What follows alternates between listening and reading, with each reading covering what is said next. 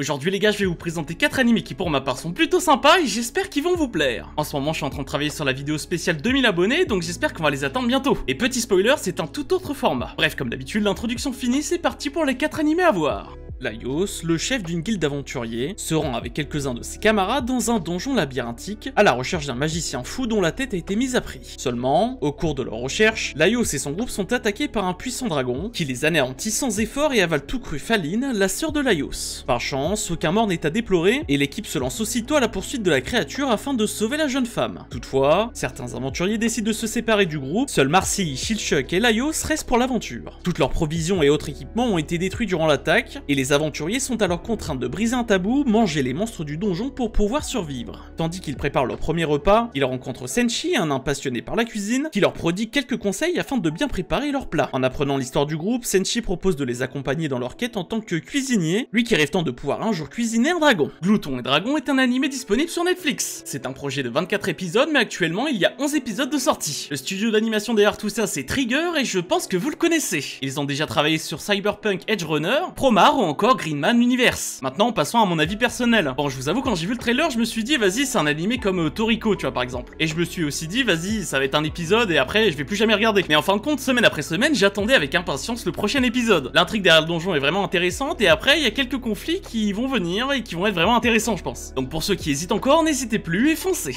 Reliez vos esprits, déverrouillez le futur. En l'an 2020 du calendrier solaire, des organismes inconnus appelés autres ont commencé à dévorer les humains. Afin d'éliminer cette nouvelle menace, une unité spéciale nommée Force de suppression des autres a été formée. Nous suivons le quotidien de Yuito Sumeragi, un jeune homme doué de psychokinésie, sauvé par l'unité lorsqu'il était enfant. Lors de son entraînement pour rejoindre cette équipe d'élite, il rencontre Kazane, une prodige repérée pour ses capacités hors normes. Seulement, les rêves de Kazane lui montrent de mystérieux événements qui pourraient bien entraîner elle et Yuito vers un destin inévitable. Scarlet Nexus est un animé de 26 épisodes disponible sur Crunchyroll. Les personnes qui ont travaillé dessus c'est Sunrise Studio et ils ont déjà travaillé sur Gintama ou encore Code Geass. Pour les fins connaisseurs, vous savez déjà que c'est une adaptation de jeu vidéo de Bandai Namco. Et du coup, le jeu en question porte le même nom. Maintenant, on va passer à mon avis personnel. En réalité, si vous cherchez un animé super rapide avec un mec super puissant, bah cet animé est fait pour vous. Le seul truc qui est dommage, c'est que tellement ça va vite, y a pas vraiment d'histoire derrière. Du moins, pas vraiment d'histoire, je veux dire que ça va vraiment vite et on n'a pas trop d'explications. Mais bon, si vous souhaitez poser votre cerveau, n'hésitez pas et foncez. J'en profite pour faire une petite pause dans cette vidéo pour vous inviter à vous abonner, à activer la cloche pour rester averti des prochaines sorties vidéo, à commenter et à liker, ça aide à développer la chaîne. Un jour, une chasseuse de primes surnommée Château d'Angsworth fait la rencontre de Ryang Ah-song, un énigmatique criminel. Tandis qu'elle perd son affrontement face à lui, la jeune femme est surprise par la demande peu commune du criminel.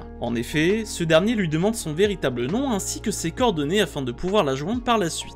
Peu à peu, Château commence à coopérer avec Song, qui l'entraîne dans la lutte contre les organisations qui le traquent. Très vite, elle remarque que cette bataille semble également être liée à son propre passé. Pour quelle raison Song a-t-il approché Château? Que cache le passé secret de cette dernière? Un véritable jeu mortel est sur le point de débuter, partagé entre romance et combats sanglants. Love of Kill est un animé de 12 épisodes disponible sur Crunchyroll. Le studio d'animation derrière tout ça c'est Platinum Vision, et pour vous donner un petit exemple, ils ont déjà travaillé sur Servant ou encore Dr Ramune. Après, pour ce qui est de mon avis personnel, j'ai pas grand chose à vous dire. L'histoire est assez cool, mais je vous laisse vous faire votre propre avis. Depuis la mort de son père et la grave blessure de sa petite sœur, Shun Tokinoya a abandonné le jeu vidéo qui le passionnait pour se consacrer à son travail dans un e-sport café nommé Fox One. Au quotidien, il passe le plus clair de son temps à étudier et à travailler, tout en discutant avec ses anciens camarades de jeu lorsqu'il passe au café pour faire quelques parties. Toutefois, la panique s'installe rapidement lorsque Shun apprend que Fox One croule sous les dettes et qu'il pourrait bien perdre son travail prochainement si aucune solution n'est trouvée. Afin de rembourser la dette, le jeune homme et ses amis décident alors de participer au tournoi Xaxerian Championship pour mettre la main sur son important cash prize. Avec un sentiment amer de culpabilité, Shun replonge dans le monde des jeux en ligne et se retrouve rapidement confronté à Bakuretsu-kun, un ancien joueur qu'il avait l'habitude de fréquenter par le passé. Rencontre inédite, expérience et combat acharné, malgré les difficultés qui se dressent devant lui, Shun n'a qu'une solution, aller de l'avant. Protocol Rain est un animé de 12 épisodes disponible sur ADN. Ceux qui se sont occupés du projet c'est Quad Studio, et ils ont déjà réalisé Ma vie en tant que chien d'Inukai-san, mais ça j'en parlerai dans une prochaine vidéo sur moi et les réincarnations. Et pour cette fois j'ai envie que ça soit vous qui donne votre avis sur cet animé. Donc pour ceux qui l'ont vu et ceux qui vont aller le voir, n'hésitez pas à me le dire dans les commentaires. Bref, voilà pour les 4 animés à voir. Et aussi n'hésitez pas à me dire dans les commentaires quel genre d'animé vous voulez voir dans l'une de mes vidéos. Comme d'habitude on se retrouve vendredi prochain à 16 h, c'était Marathieu, ciao ciao.